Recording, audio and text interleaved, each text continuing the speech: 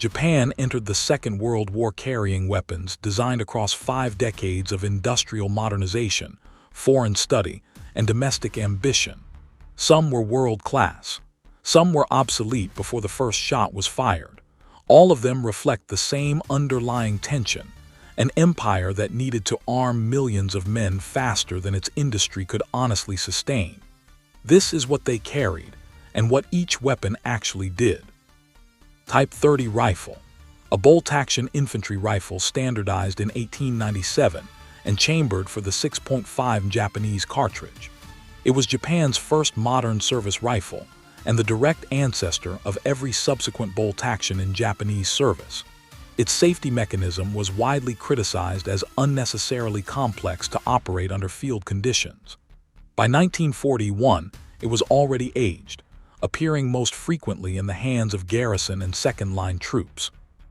The weapon that taught Japan what a service rifle needed to be was the one Japan had already stopped trusting. Type 38 rifle, the primary Japanese infantry rifle of the early war period. Bolt-action, 6.5 accurate and smooth in operation, produced in very large numbers from 1905 onward. Its length, over 1.2 meters with bayonet, made it unwieldy in the jungle terrain Japan's soldiers most commonly fought in. It remained in frontline use throughout the Pacific conflict regardless, because replacement requires resources Japan was already rationing for other purposes. The standard rifle of the Japanese Empire was designed for Manchurian plains and spent its war in Philippine jungle. Type 99 short rifle, the intended replacement for the Type 38, chambered for the larger 7.7 cartridge and shorter in overall length. It became the most widely produced Japanese rifle of the war, simpler to manufacture than its predecessor, which mattered as Japanese industrial capacity came under sustained pressure from 1943 onward. Late production examples showed visible degradation in finish and fitment as manufacturing shortcuts accumulated. The rifle Japan needed in 1937 entered mass production in 1939 and was being built with declining quality by 1944. Type 97 sniper rifle, based on the Type 38 action and retaining the 6.5 cartridge specifically because the round's low report and minimal muzzle flash allowed a marksman to fire and remain undetected. Japan's first purpose-built sniper rifle, issued with a 2.5 power scope. Japanese snipers equipped with it were among the most tactically effective individual combatants encountered by Allied forces in the Pacific. The weapon that most consistently forced Allied infantry to change their behavior was not the machine gun. It was this. Type 99 sniper rifle, an upgrade over the Type 97, chambering the heavier 7.7 cartridge for increased terminal effect at longer ranges. Production was significantly limited compared to the Type 97. The larger round's acoustic signature reduced the concealment advantage that had defined the earlier sniper rifle's effectiveness. Japan solved the stopping power problem and created a different problem in its place. Type 2 paratrooper rifle, a takedown rifle issued to airborne troops that disassembled into 2 sections for a parachute descent and could be reassembled quickly on the ground. The engineering was genuinely innovative for its time. The locking mechanism joining the two halves proved fragile under combat stress. It was an elegant answer to a real operational question that the mechanical execution did not fully support. Japan had an airborne force before it had a reliable airborne rifle.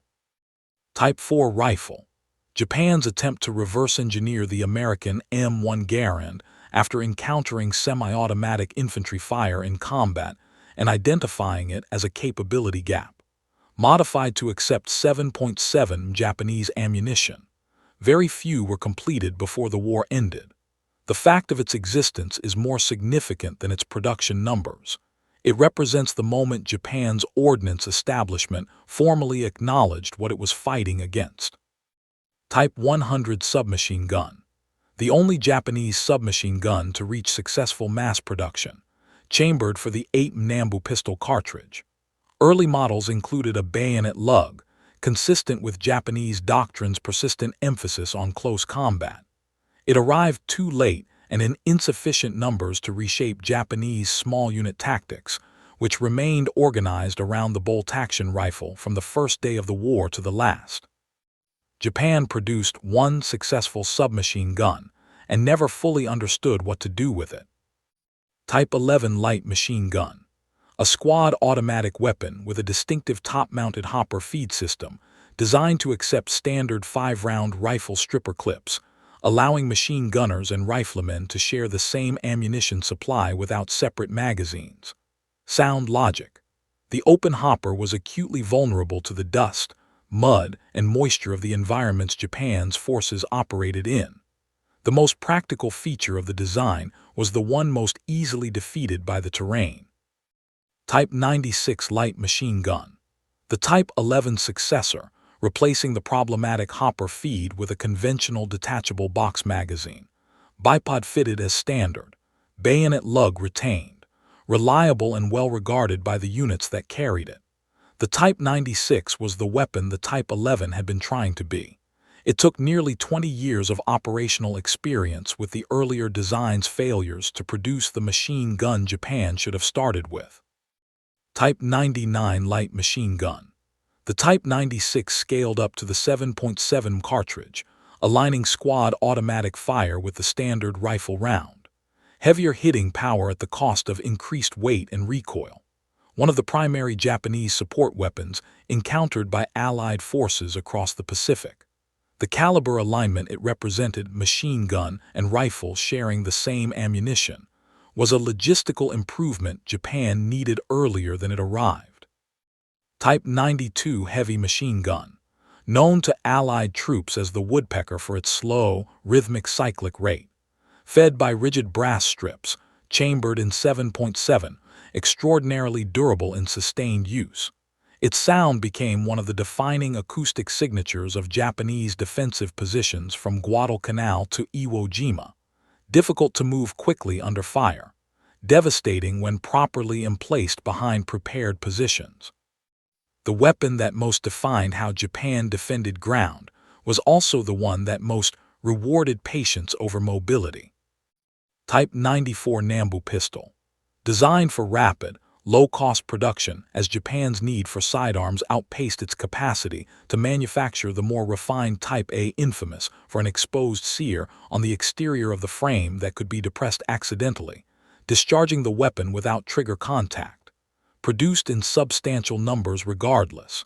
It is remembered primarily as one of the most dangerous to its own user handgun designs of the 20th century. Japan needed sidearms and built them. The safety record was a secondary consideration. Type A Nambu pistol. General Kajiro Nambu's original semi-automatic pistol design, sophisticated machining, high production cost, known among collectors as the Grandpa Nambu. It established the design lineage that subsequent Japanese service pistols followed, for better and worse. The pistol that defined Japanese sidearm doctrine for 40 years was too expensive to build in the numbers a war actually required. Type 26 revolver. Adopted in 1893, strictly double action, with a break-open frame for reloading. Outdated before the First World War and still in Japanese service during the Second. It appeared in the holsters of officers and military police who had not been issued anything more current. The revolver Japan carried into a modern war was designed for the army Japan had been in the 1890s. Replacement requires a decision. The decision was never made. Type 97 anti-tank rifle.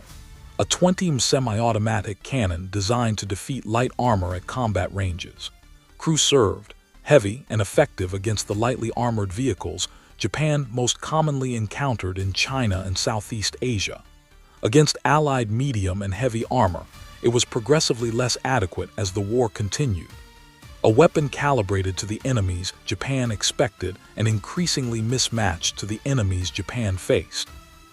Type 89 grenade discharger. A lightweight 50 mortar carried at the squad level, capable of firing grenades and light mortar bombs to ranges beyond a soldier's throwing distance. widely misidentified by Allied troops as a knee mortar, a name that led some to attempt firing it braced against the thigh, with predictably severe results. The most misunderstood weapon in the Japanese arsenal caused more injuries to the people trying to copy it than to the people it was designed to fight. Type 93 Flamethrower, a portable flamethrower carried by assault engineers for clearing fortified positions, bunkers, and cave complexes. Used extensively across the Pacific, particularly in the island-clearing operations that defined the campaign's later stages. Effective and feared, the weapon that most shaped Allied tactics for assaulting Japanese defensive positions was not a firearm. It was fire. Type 97 Grenade, the standard fragmentation grenade of the Japanese Army, armed by striking the fuse against a hard surface, helmet, boot, rock, then thrown with a 4 to 5 second delay. Simple and reliable, produced in very large numbers. The weapon Japan's soldiers carried in greater quantity than any other single item of personal armament. The grenade that most defined individual Japanese infantry combat was the one nobody discusses, because it worked exactly as intended and left no complicated story behind. Japan began the war with weapons designed across half a century of modernization, and ended it building simplified copies of those weapons in workshops without reliable electricity. The Type 30 rifle and the Type 2 submachine gun exist in the same catalog, separated by 40 years, and the distance between industrial confidence and industrial desperation. The weapons changed. The soldiers carrying them did not change their willingness to use them. That fact sits at the center of every entry on this list and does not resolve into a comfortable observation. The record shows what the weapons were. What the men did with them is a different and longer account.